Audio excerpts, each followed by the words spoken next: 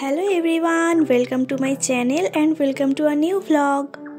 শুরু করতে চলেছি আজকের নতুন ভ্লগ আর আজকের দিনের গল্পটা।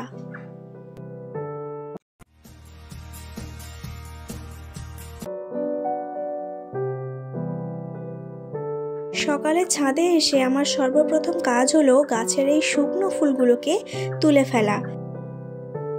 আমি জানি না আমি এটা কেন করি, বাট আমি এটা করি।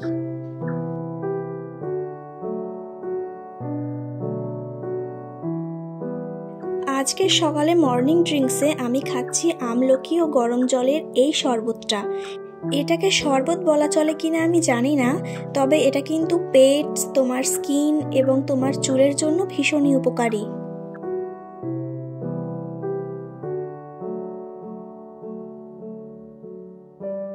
সকালবেলায় আমার এটাই হলো ব্রেকফাস্টের সর্বপ্রথম ধাপ, কোনো একটা মর্নিং ড্রিঙ্কস আর সাথে ছোলা আর বাদাম ভিজানো।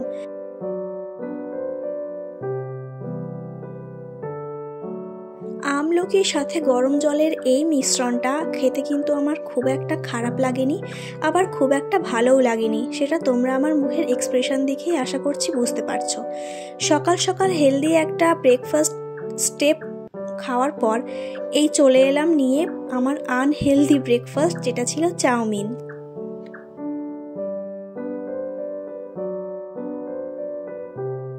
আমার মাছ মাংস থেকে বেশি পছন্দ শাক সবজি এবং ফল। আমি কেন জানি না, তবে আমার এটাই বেশি পছন্দ।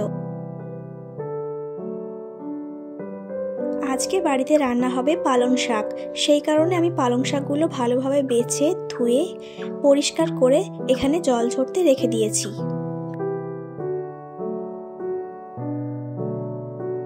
আমি অনেককেই দেখেছি বাড়িতে মাছ মাংস না হলে তারা সেই দিন তার বাড়িতে ভাত খেতে পারে না। অবশ্যই এটা তাদের নিজস্ব ধারণা যে শাকসবজি মাছ মাংস এটা যার যার টেস্টের ওপর নির্ভর করে, কিন্তু যারা শাকসবজি পছন্দ করে, ফলমূল পছন্দ করে, তাদেরকে তারা অখাদ্য কুখাদ্য ভক্ষণ করা বলে। এটাও কিন্তু ঠিক নয়, কারণ খাদ্যকে কখনোই অখাদ্য কুখাদ্য বলা আমার মতে ঠিক না।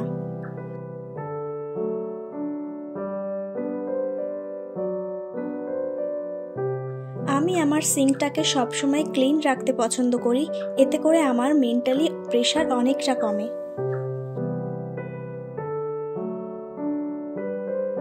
সারা দিনের মধ্যে আমি কিন্তু 3 লিটার জল অন্তত আমার শরীরে দেওয়ার চেষ্টা করি। আর আমি যে কোনো কাজেই ব্যস্ত থাকি না কেন, আমি কিন্তু মাঝে মাঝে এসে 1 গ্লাস করে জল খেয়ে যাই, কারণ এই গরমের মধ্যে আমাদের শরীরকে কিন্তু হাইড্রেটেড রাখা আমাদেরই দায়িত্ব। আজকে দুপুরের খাবারে ছিল ভাত, উচ্ছে ভাজা, মাছের তেল আলাদা করে করা, আর এখানে ছিল পালং শাক আর তেলাপিয়া মাছ দিয়ে। আজকে সকাল থেকেই ভীষণ হাওয়া হচ্ছিল, হালকা হালকা ঝড়ের মতন। তো দেখো চারিদিকে পাতা পড়ে একেবারে একাকার অবস্থা। আর আজকে কিন্তু ওয়েদারটাও ভীষণই সুন্দর ছিল, বেশ ঠান্ডা ঠান্ডা হাওয়া বইছিল।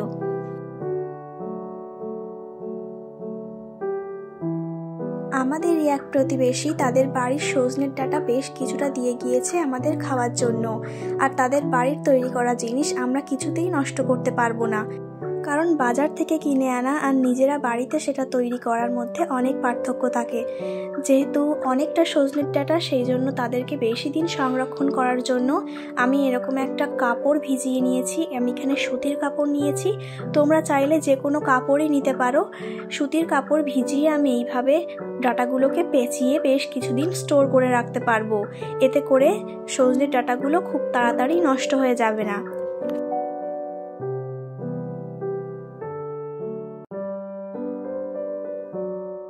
আজকেও আমি মার্কেটে গিয়েছিলাম, তো সেখান থেকে নিয়ে এসেছি 2 প্যাকেট চাউমিন, একটা সস, কিছু পাস্তা, সয়াবিন, জিরে, বেসন, পাস্তা মশলা আর পাঁপড়। তো বাড়িতে এসে এগুলো আগে আমাকে স্টোর করে রাখতে হবে, কারণ জিনিসপত্র অগোছালো থাকলে আমার একদমই ভালো লাগে না। যেখানকার জিনিস সেখানে থাকলেই আমি বেশি স্বাচ্ছন্দ্য বোধ করি। এতে করে কিন্তু আমি যখন যে জিনিসটা চাইবো সেই জিনিসটা সঙ্গে সঙ্গে হাতের কাছে পেয়ে যাব।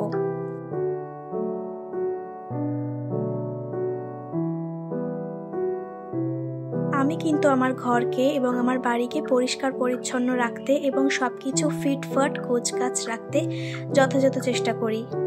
এবং নিজের ঘরকে পরিষ্কার পরিচ্ছন্ন ফিটফাট রাখা সর্বপ্রথম কাজ হলো প্রত্যেকটা জিনিসকে নিজ নিজ জায়গায় রাখা।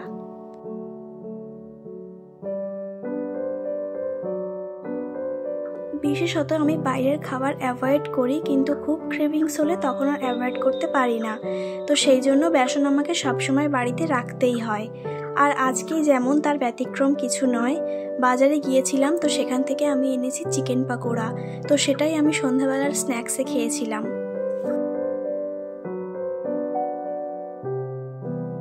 চিকেন পাকোড়ার সাথে কিন্তু এই স্যালাডটা আজকের সন্ধ্যার স্ন্যাক্সটা আমাকে জমিয়ে দিয়েছিল। এই তো তারপর আমি বাজার থেকে যে চিকেনটা আনলাম সেটাকেই পরিষ্কার করছি, কারণ এটা পরিষ্কার করে আমি আগামী রবিবারের জন্য স্টোর করে রাখবো। চিকেনটা কিন্তু আমি হাতে একটু সময় নিয়ে ভালোভাবে ক্লিন করার চেষ্টা করি।